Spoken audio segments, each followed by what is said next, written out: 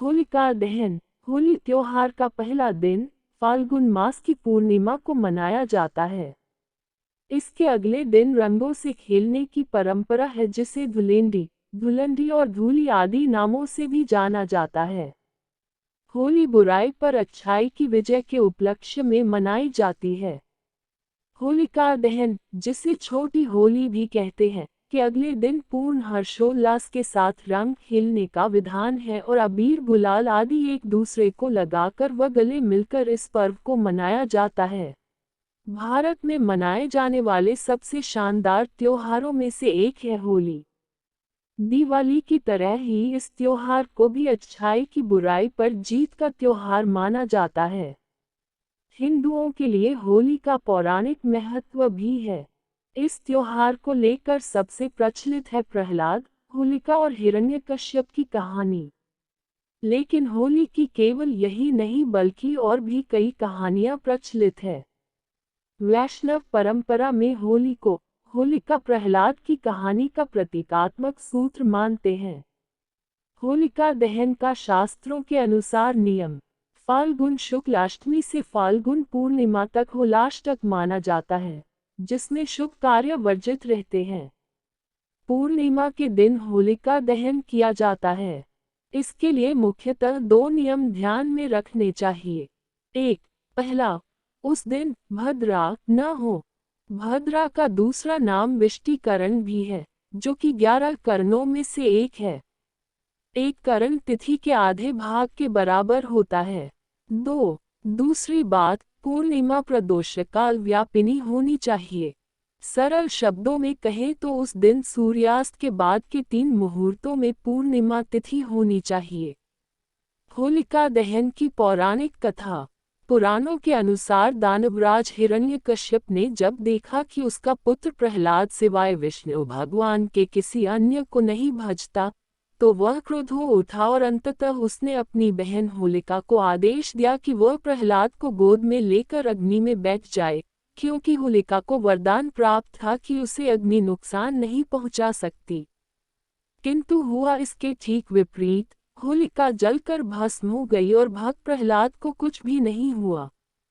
इसी घटना की याद में इस दिन होलिका दहन करने का विधान है। होली का पर्व संदेश देता है कि इसी प्रकार ईश्वर अपने अनन्य भक्तों की रक्षा के लिए सदा उपस्थित रहते हैं। होली की केवल यही नहीं बल्कि और भी कई कहानियां प्रचलित है। कामदेव को किया था भस्म। होली की एक कहानी कामदेव की भी है। पार्वती शिव से विवाह करना चाहती थी, लेकिन तपस्या में लीन शिव का ध्यान उनकी तरफ गया ही नहीं। ऐसे में प्यार के देवता कामदेव आगे आए और उन्होंने शिव पर पुष्प बाण चला दिया। तपस्या भंग होने से शिव को इतना गुस्सा आया कि उन्होंने अपनी तीसरी आंख खोल दी और उनके क्रोध की अग्नि में कामदेव भस्म हो गए। कामदेव के भस्म हो जाने पर उनकी पत्नी रति रोने लगी और शिव से कामदेव को जीवित करने की गुहार लगाई। अगले दिन तक शिव का क्रोध शांत हो चुका था। उन्होंने कामदेव को पुनर्जीवित किया। कामदेव के भस्म होने के दिन होलिका जलाई जाती है और उनके जीवित होने की खुशी में रंगों का त्योहार मनाया जाता है। महाभारत की कहानी। महाभारत की एक कहानी के मुताबिक युधिष्ठिर को श्री कृष्ण ने बताया, एक बार श्री राम के एक पूर्वज रघु के शासन में एक असुर महिला थी। उसे कोई भी नहीं मार सकता था, क्योंकि वह एक वरदान द्वारा संरक्षित थी।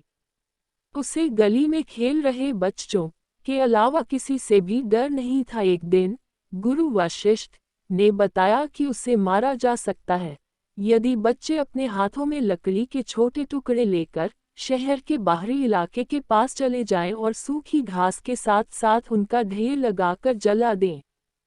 फिर उसके चारों ओर परिक्रमा दें, नृत्य करें, ताली बजाएं, गाना गाएं और नगाड़े बजाएं।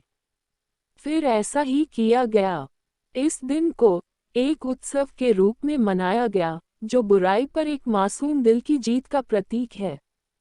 श्री कृष्ण और पूतना की कहानी। होली का श्री कृष्ण से गहरा रिश्ता है। जहां इस त्योहार को राधा कृष्ण के प्रेम के प्रतीक के तौर पर देखा जाता है, वहीं पौराणिक कथा के अनुसार जब कंस को श्री कृष्ण के गोकुल में होने का पता चला तो उसने पूतना नामक राक्षसी को गोकुल में जन्म लेने वाले हर बच्चे को मारने के लिए भेजा। पूतना स्तनपान के बहाने शिशुओं को विषपान कराना था, लेकिन कृष्ण उसकी सच्चाई को समझ गए। उन्होंने दुग्धपान करते समय ही पूतना का वध कर दिया। कहा जाता है कि तभी से होली पर्व मनाने की मान्यता शुरू हुई। होलिका दहन का इतिहास। विंध्य पर्वतों के निकट स्थित रामगढ़ में मिले एक ईसा से 300 वर्ष पुराने अभिलेख में भी इसका उल्लेख मिलता है। कुछ लोग मानते हैं कि इसी दिन भगवान श्री कृष्ण ने पूतना नामक राक्षसी का वध किया था। इसी खुशी में गोपियों ने उनके साथ होली खेली थी।